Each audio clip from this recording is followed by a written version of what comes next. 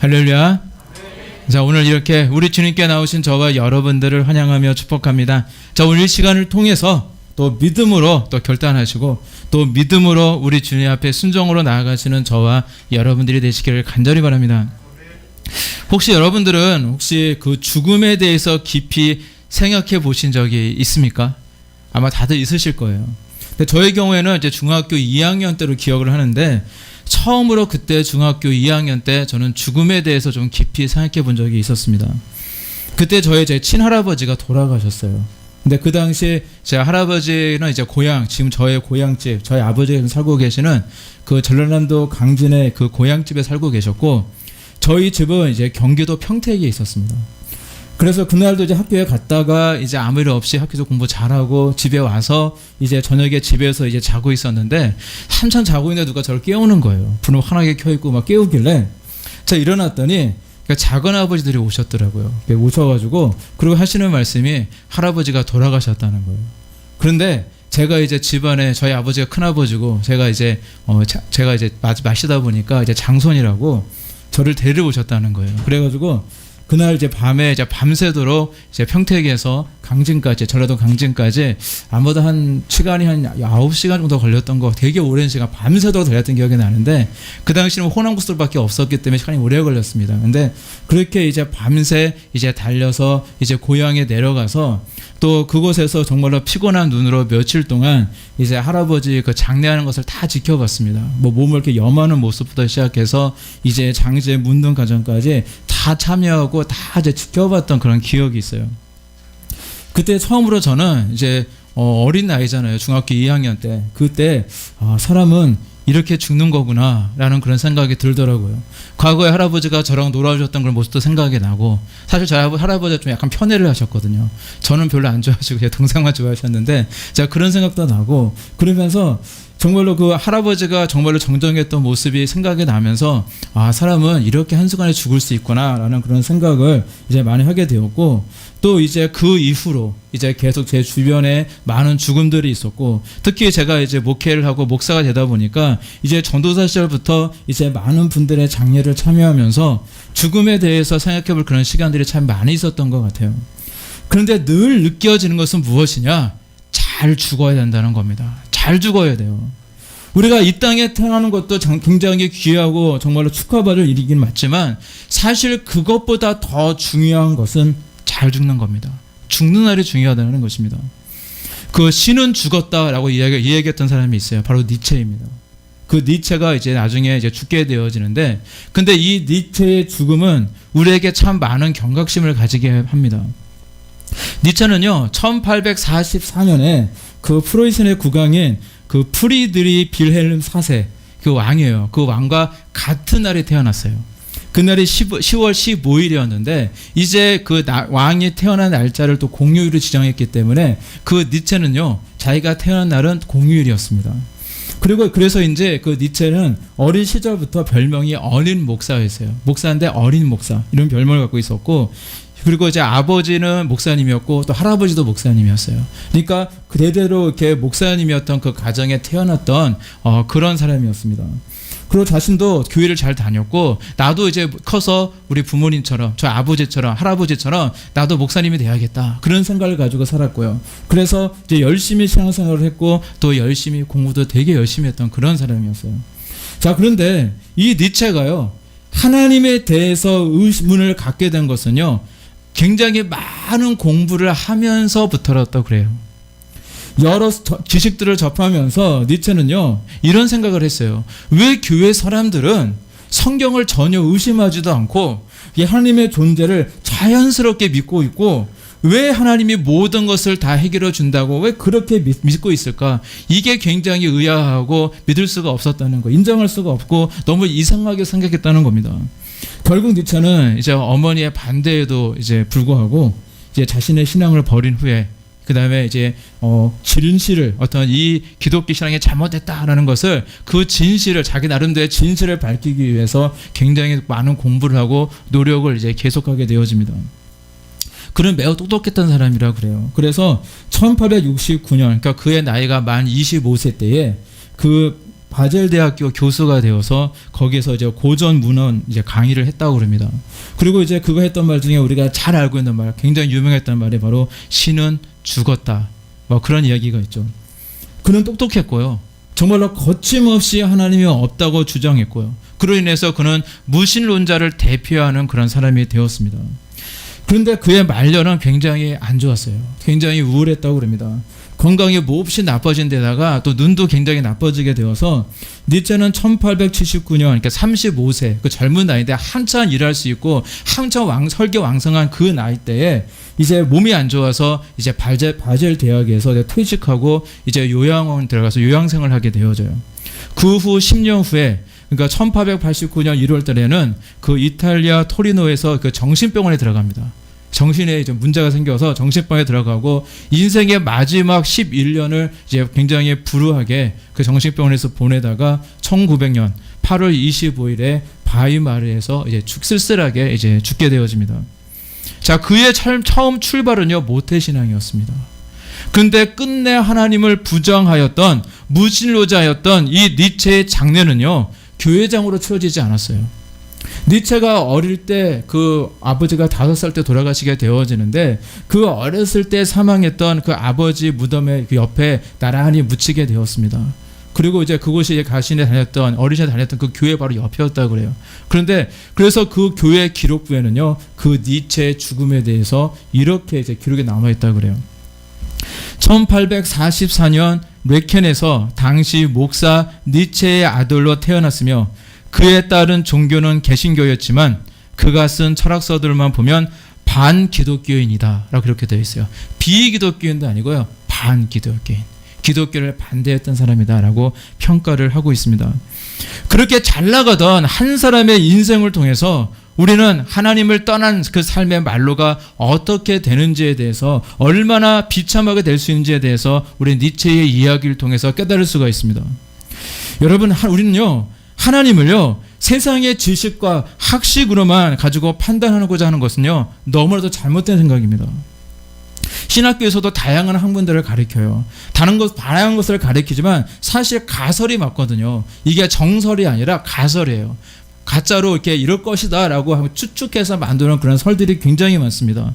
이성으로 다 이해할 수 없는 우리 하나님을요 그래도 한번 이성적으로 뭔가 이해해 보려고 노력하고 막 그러다 보니까 생겨난 다양한 가설들이 많이 있어요. 그런데 그게 전부냐 생각하는 것은 착각입니다. 왜냐하면 우리 하나님은요 우리의 이성과 경험까지도 뛰어넘으시는 분이기 때문입니다.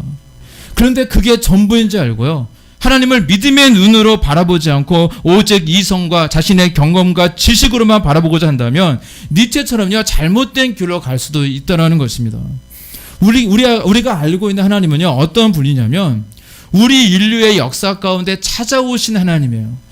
우리가 인류가 뭔가 노력을 해서 하나님을 찾고자 노력해서 하나님께 다다라서 알게 된 것이 아니라 우리 인생 가운데 하나님께서 찾아오셔서 우리가 우리 인생 가운데 만나주신 하나님, 그 하나님을 우리는 인생을 알고 있는 겁니다. 그래서 우리의 신앙 형제들이 자신에게 찾아왔던 이 하나님을 경험해 봤더니 그분이 성부 하나님이셨고 또 내가 경험해 봤더니 그분이 성자 하나님이었고 또 그분이 성령 하나님이셨기 때문에 훗날 이것을 교리로 만들어서 삼위일체 교리와 같은 교리가 생겨난 것이고요. 인간들은요 끊임없이 우리에게 찾아오신 우리의 하나님, 계시된 하나님이라고 우리가 신학적인 용어를 하는데 바로 그 계시된 하나님을 알려고 노력하면서 신학이라는 학문도 생겨나게 된 것입니다. 그런데 이러한 그 작은 이성으로 학식으로 우리 하나님을 다 알 수도 없고요 다 이해할 수도 없는 거예요. 극히 일부분만 우리의 이성으로 이해할 수 있고 우리의 경험으로 알게 된 하나님에 대해서만 우리는 이야기할 수 있고 우리는 알 수가 있는 것입니다. 그래서 사도 바울은요 세상의 학문을 가르쳐서 뭐라고 얘기했습니까? 초등학문이라고 이야기를 합니다. 그냥 초등학문, 학문도 아니에요. 그냥 학문에 이게 조금 이제 학문이 될까 말까 그 초등학문, 바로 그 초등학문이라고 이야기를 했던 것입니다. 그래서 우리는요 생각의 폭을 넓혀야 돼요. 따라서 신학이라고 하는 학문도 저도 신학을 전공했지만 특별히 저는 구약학을 전공했거든요. 근데 저도 신학을 전공했지만 결국에는 이 신학이라는 학문도요 이렇게 우리의 생각의 폭을 넓혀주고 있는 학문인 것입니다. 특히 영의 세계는요, 그 끝이 우리가 알 수 없을 정도로 굉장히 광대하잖아요. 우리가 다 경험할 수도 없고 다 이해할 수도 사실 없거든요. 그래서 우리의 믿음의 눈으로 열어서 정말로 우리와 함께 하시며 또 우리에게 찾아오시며 우리를 통해서 역사하시는 우리 하나님을 바라봐야 되고요. 우리는 사실 다 이해할 수 없고 다 알 수는 없지만 우리 하나님을 바라보면서 늘 우리 하나님의 뜻에 맞게 하나님께서 우리를 이 땅에 보내신 그 뜻과 계획에 맞게 늘 순종하며 살아가는 저와 여러분들의 모습이 되시기를 바랍니다. 우리가 하나님을 다 알 수 없어도 우리 하나님의 뜻은 알 수 있거든요. 우리를 왜 이 땅에 보내신지에 대해서 우리에게 늘 말씀해 주시기 때문에 우리 그것을 알 수 있거든요. 언제나 우리 주님의 부르심에 합당한 모습으로 늘 순종하며 나아가시는 저와 여러분들이 되시기를 간절히 바랍니다. 그래서 우리 인생은요, 우리의 힘으로 해결할 수 없는 것들이 너무 많이 있습니다. 근데 그 중에 한 가지가 바로 오늘 다루고 있는 이 죽음의 문제예요. 아무리 연구하고 아무리 노력해도 누구나 닥칠 이 죽음의 문제에 대해서는 해결할 수 있는 사람이 이 땅에 아무도 없습니다. 니체는요, 그 자신의 그 똑똑한 머리로 정말로 이성적으로 학문적으로 다양한 이야기를 했고 또 신의 존재마저 부정해 버릴 만큼 그렇게 담대함이 있을지는 모릅니다. 하지만 그는 가장 비참한 죽음을 맞이했던 그 사람 중에 한 사람이었다는 사실을 우리는요, 기억해야 합니다. 그가 젊은 시절에 아무리 크게 출세했고 어떤 큰 사상을 펼쳐갔든지 간에 그의 말로와 그의 죽음에 대해서 아는 사람은요, 절대 니체를 부러워하지 않습니다. 니체는 결국 하나님을 떠난 사람이고요. 니체는요, 지금 현재 영원히 불타고 있는 지옥불에서 영원토록 고통받는 인생으로 전락하고 말았다는 것입니다. 따라서 우리는요, 죽음을 잘 준비해야 됩니다.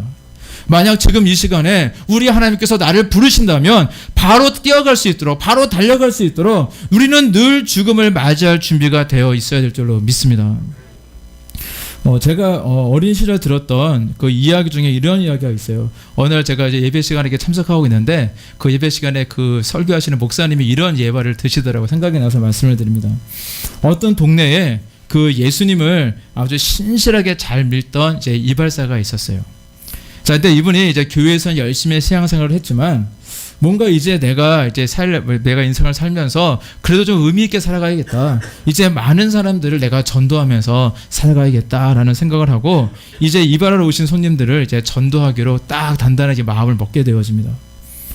지금은 제가 이제 이발소를 안 간 지가 좀 오래돼서 이제 어떻게 된지는 잘 모르지만 예전에 제 기억에 제 어린 시절에 이제 동네 이발소를 가게 되어지면 꼭 거기에 보면은 꼭 면도하는 면도를 이렇게 해주는 그런 이제 아저씨들이 꼭 한 분씩 계셨거든요. 근데 이제 그분도 이제 어떤 손님이 찾아오게 되었는데 그분도 이제 얼굴에 뜨뜻한 수건 얼굴에 다 덮고 눈에 딱 덮잖아요. 눈에 덮고 이제 아무것도 보이지 않는 상태에서 편안하게 눈을 딱 감고 이제 이발사가 내가 이제 수염을 깎아주겠지 하고 이제 거품 다 묻혀놓고 이제 그러고 있는 그런 상황이에요.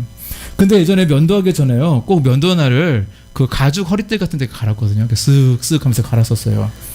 그래서 이제 그 소리를 들으면서 이제 기다리고 있는데 이제 이 신실한 기독교인의 이발사가 이 면도를 하기 위해서 이제 준비를 하는데 이제 가죽에 열심히 갈고 있었죠. 소리도 날 거고 그때 이 면도날을 갈면서 이발 생각하기를 이때다. 바로 지금이 예수님을 전할 수 있는 절호의 기회다. 라는 딱 생각이 든 거예요. 그래서 이 손님은요, 손님 입장에서 보게 되어지면 눈을 편하게 눈을 감고 그다음에 얼굴에 따뜻한 거품을 묻혔으니까 눈도 가려놨으니까 이제 편안하잖아요. 주름도 막 올 거고 이제 그리고 이제 슥슥 면도날이 이제 갈리는 그런 소리도 들으면서 이제 꼭 면도를 해주겠구나라고 편안하게 생각하고 있었는데 이제 슥슥 소리가 나는 그런 가운데 이제 이발사의 목소리가 딱 들리는 거예요.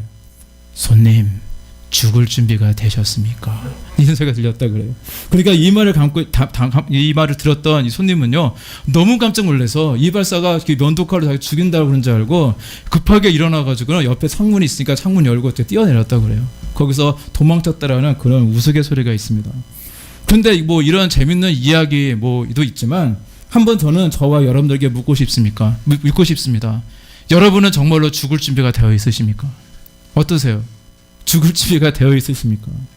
우리는 이 질문에 대해서 대답할 수가 있어야 돼요. 왜냐하면 이 질문은 너무나도 중요한 것입니다. 왜냐하면 우리는 철저하게 죽음에 대해서 준비하고 있어야 돼요. 우리는 철저하게 내가 지금 죽어도 천국 백성이라는 사실을 여러분들은 믿고 있어야 된다는 것입니다. 그래 우리는 이런 고백이 있을 때 우리는 세상을 나아가서 담대하게 그리스도인으로서 살아갈 수가 있는 것입니다. 어떤 환난과 어떤 어려움이 있다 할지라도 절대 쓰러지지도 않고 낙담하지도 않고요. 누가 나에게 상처 주는 말을 한다 할지라도 내가 그것 때문에 좌절하지 않습니다. 왜냐하면 나는 죽을 준비가 되어 있기 때문에 그래요.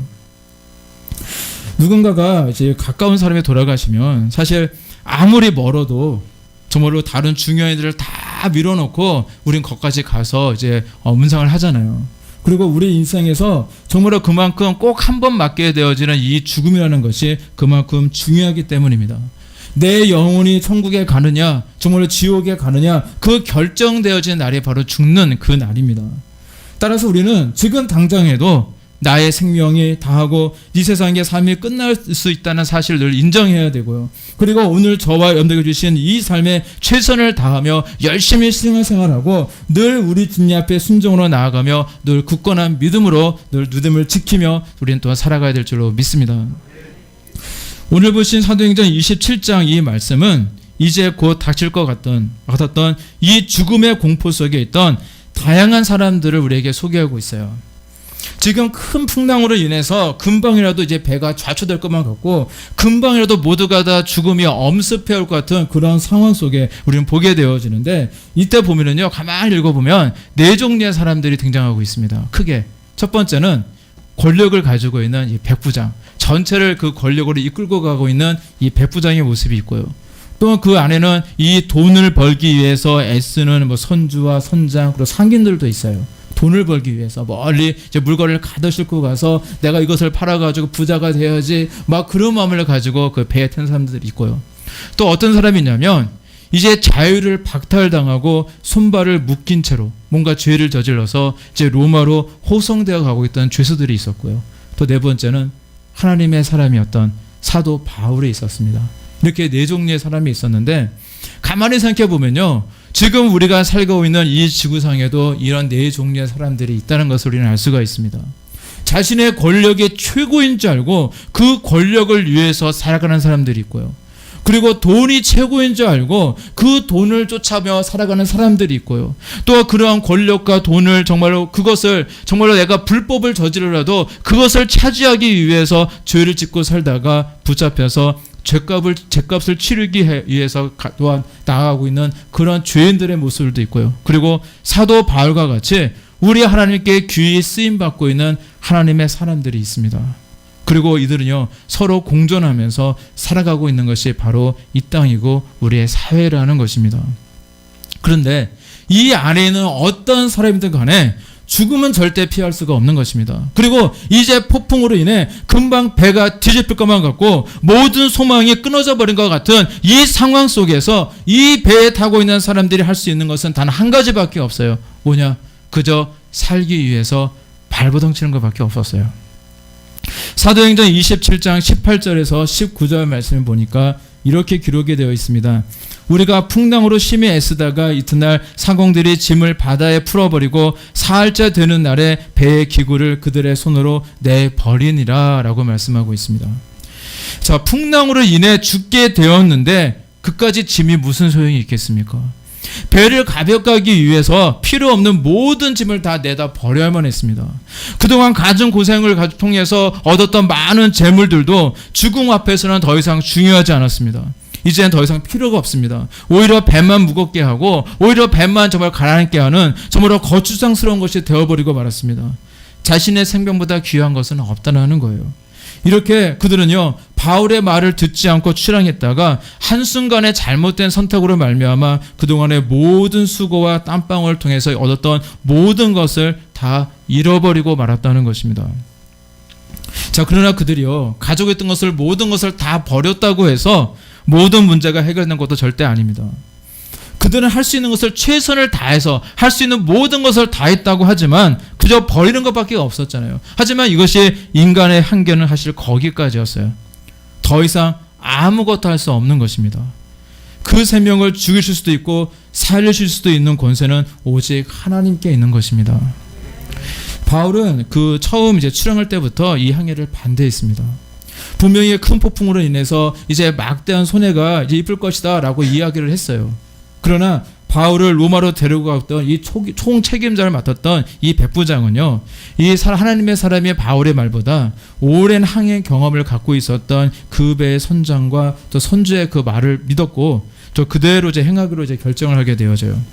자, 그들은요 늘 하던 일이었고, 늘 폭풍우도 전에도 있어봤고, 한번 가본 적도 있고, 그리고 그리고 그들이 갈 때 뭔가 이제 파손된 적도 없었고, 그리고 늘 이렇게 평안한 운행을 했던 그런 기억들이 분명히 있었을 거예요. 그래서 이번에도 괜찮겠지, 이번에도 괜찮겠지, 그런 생각으로 그런 결정을 하고는 오히려 바울을 이상한 사람을 취급을 했을 것입니다. 게다가 바울이 죄수 신분이었잖아요. 그러다 보니까 이거 미쳤다고 하면서 막 욕도 하면서 아마 함부로 대했을 것 같아요. 그러나 이제 죽음 앞에서는 모든 상황이 바뀌었어요. 그들에게 닥쳤던 이 위기와 죽음의 공포는 자신의 이성과 경험으로서는 어떻게 할 수 없는 불가항적인 그런 일이 되어버리고 말았다는 것입니다. 이처럼 우리는요, 하나님의 뜻이 없는데도 자신의 경험, 자신의 욕심, 그걸로 인해서 다른 사람들의 말만 무작정 믿고 나아가는 그런 모습들이 있는데, 그것은 참 어리석은 일입니다.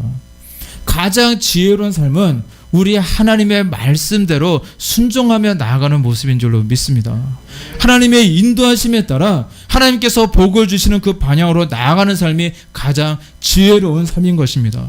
올라가리이까 내려가리이까 늘 결정하기 전에 하나님의 뜻을 물으며 나아갔던 이 다윗처럼 우리는 주님의 뜻을 물으며 하나님께서 원하시는 방향으로 나아가기 위해 우리는 더욱더 무릎으로 기도하며 더욱 하나님을 믿고 의지하고자 애쓰며 힘쓰며 살아가야 될 줄로 믿습니다. 지금까지 인류의 역사에 있어서요, 이 죽음의 문제는요, 정말로 꼭 해결하고 싶은 그런 과제였습니다. 지금도 수많은 과학자들은요, 어떻게 하면 이 인류의 수명을 연장시킬 수 있을까? 그것을 연구를 많이 하잖아요. 어떻게 하면 조금 더 이 죽음을 조금 더 멀리 보낼 수 있을까? 내 인생 가운데 조금 멀리, 지금보다 좀 멀리 오래 살고 싶어서 정말로 그렇게 고심하고 연구하고 있습니다. 그러나 아무리 노력해도 정말 의술이 많이 발전해서 정말 이렇게 우리의 그 수명이 많이 늘긴 했지만, 아무리 노력해도 언젠가는 사람이 죽는다는 사실은 영원 불변한 법칙입니다. 아마 여러분들 진시 황제를 기억하실 거예요. 굉장히 유명한 황제인데, 그는 이제 중국을 통일하고 이제 최초로 황제라고 하는 칭호를 이제 얻은 사람입니다. 중국에 우리가 유명한 그 만리장성을 그러지 완성했던 인물이고요. 그리고 그 외에도 대단한 업적을 많이 남겼던 황제로 굉장히 유명한데, 특히 진시 황제가 유명한 것은 무엇이냐면, 그는 자신의 죽음까지도 정복해 보려고 굉장히 노력했던 사람으로 유명한 사람입니다. 그래서 그는 세상에 좋은 약이라는 약은 다 찾아서 먹어봤고요. 그리고 영원히 늙지 않고 죽지 않게 한다는 불로초를 찾기 위해서 평생을 보냈던 그런 인물로도 굉장히 유명한 사람입니다. 그런데 그도 죽었습니다. 근데 그는 오히려요, 오래 살려고 먹었던 약 때문에요, 그것이 수은 중독이 되어서 50세라고 하는 좀 비교적 이른 나이에 그는 길을 가다가 객사를 하게 되어져요. 대단한 업적과 부와 권력을 갖고 있던 그도 또한 죽음 앞에서는 한낱 연약한 인생에 지나지 않았다는 것입니다. 그러나 인류의 역사에서 최초로 죽음을 이기신 분이 계십니다. 바로 예수 그리스도입니다. 예수님은요, 사망 권세를 이기시고 부활의 첫 열매가 되어 주셨다는 거예요. 이것이 왜 중요하냐면, 우리 예수 그리스도를 구주로 고백하는 저와 여러분들도요, 우리 그리스도인들은요, 죽음이 이제 더 이상 끝이 아니라는 의미예요. 죽음은 끝이 아니라 이제 새로운 시작입니다. 우리는 죽음 이후에 대한 소망을 갖고 살아갈 수 있게 되었다는 것입니다. 우리는 예수님 때문에 천국에 대한 그런 소망을 갖게 되었고, 또한 죽음을 이긴 사람들이 되었다는 사실을 여러분들 믿으시기를 바랍니다. 유라굴라라는 이 죽음의 폭풍우가 몰아와서 삽시간에 거대한 배가 뒤집혀 모두가 죽을 것만 같은 그런 상황 속에서 그 배에 타고 있던 276명 모두가 정말 두려움에 벌벌 떨고 있을 때 유독 바울만은 평온했습니다. 다 두려워 떨고 있었지만 바울만은요, 떨지 않았어요. 평온했다는 거예요. 그는 다른 사람들처럼 절망하지도 않았고요. 그리고 그에게 있어서 죽음은 아무런 두려움의 대상도 되지 않았습니다. 그래서 그는 정말로 왜 그러냐면 그는요 그 마음에 이 부활 신앙을 갖고 있었기 때문이에요. 죽음 이후에 내 삶에 대한 그런 확실한 믿음을 갖고 있었기 때문에 어떤 그런 두려움도 죽음도 그에게는 두려움의 대상이 될 수가 없었다는 것입니다. 그런 예수 그리스도를 믿고 전하는 사도로서 자신에게 있어서의 죽음이 끝이 아니라는 사실을 너무도 잘 알고 있었고요. 그래서 그는 복음을 위해서 자신의 목숨까지도 하나님께 바칠 각오를 가지고 있었습니다. 오늘 당장에도 하나님께서 오라 하시면 당장에 하나님께로 돌아갈 준비가 되어 있었다는 것입니다. 그래서 그에게 있어서 유라굴라는 그렇게 큰 문제가 되지 않았어요.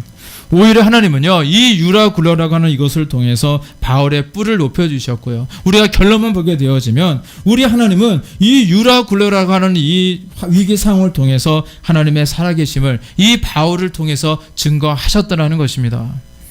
하나님은 저와 여러분들이 이 땅을 살아갈 때에 세상 사람들과 똑같은 모습으로 불안해하고 똑같이 염려하고 똑같이 근심하며 똑같이 모습으로 살아가는 것을 절대 원하지 않으세요.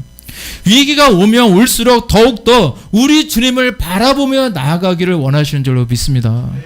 그러나 혹시 우리 인생 가운데 유라굴라라고 하는 나의 삶을 송두리째 삼킬 것만 같은 이런 어려움이 찾아온다고 해도 정말 부활신앙을 가진 자답게 늘 모든 것을 우리 주님께 다 의탁하며 늘 담대한 모습으로 우리 주님만을 붙들며 살아가시는 저와 여러분들이 되시기를 간절히 바랍니다.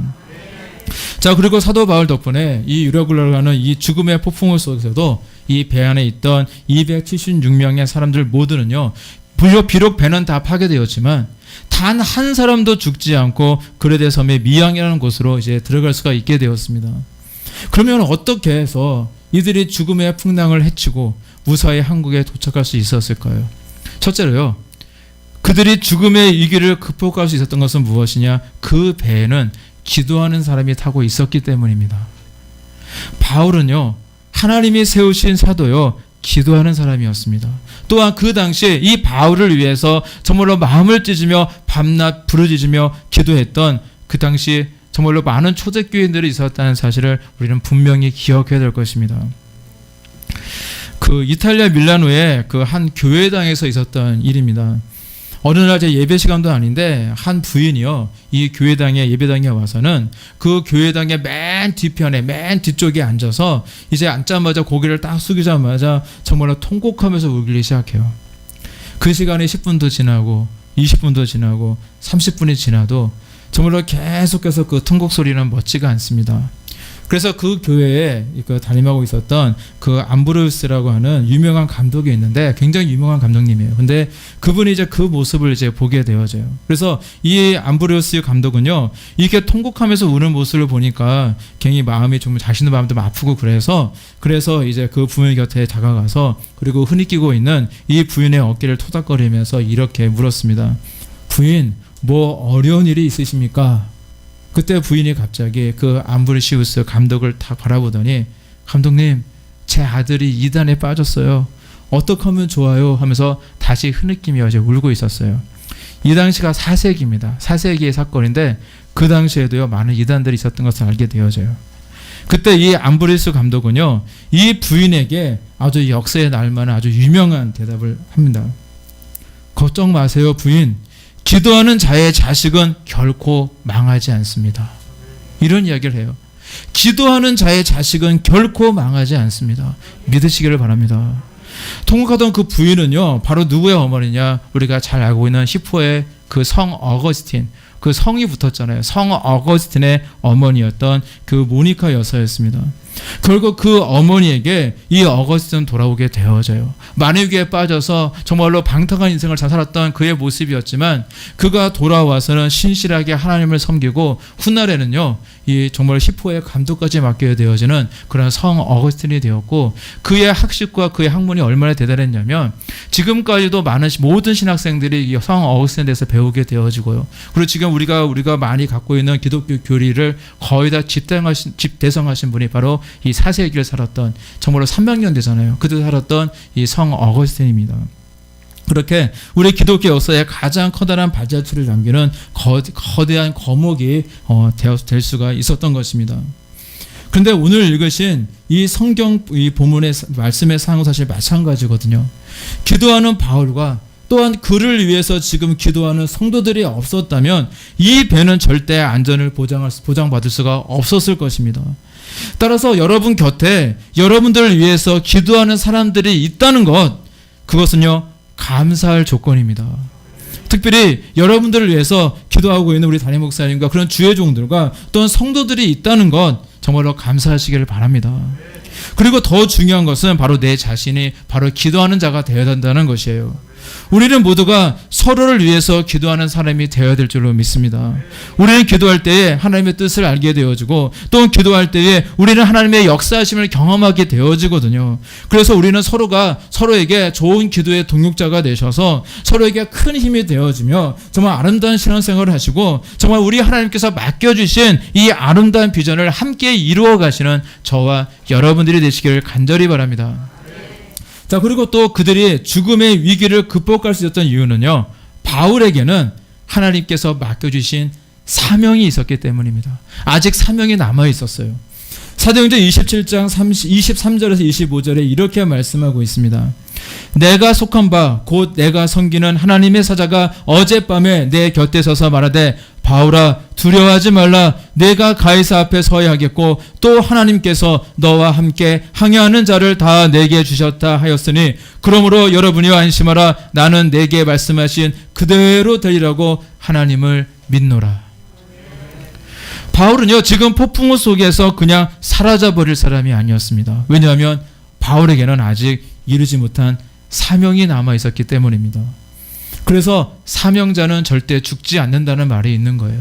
저와 여러분들에게 사명이 있습니까? 여러분들은 아직 죽을 때가 아닙니다. 이 사명을 이루어야 된다는 거예요. 그리고 바울에게 남아있던 이 사명은요, 바로 로마 황제 앞에서 복음을 전해야 될 사명이 아직 남아 있었어요. 그리고 그 사명을 반드시 이루시겠다고 하시는 하나님께서 재차 약속하시는 겁니다. 그리고 사명자였던 이 바울 때문에 그 배에 승선해 있던 모든 선절까지도 다 무사히 항구에 도착할 수가 있었던 것입니다. 바울은 이 약속을 분명히 신뢰하고 믿었고요. 그래서 사도행전 27장 25절 말씀에 이렇게 고백했던 거예요. 그러므로 여러분이여 안심하라. 나는 내게 말씀하신 그대로 되리라고 하나님을 믿노라. 저와 여러분들도 이 하나님을 믿으시기를 바랍니다.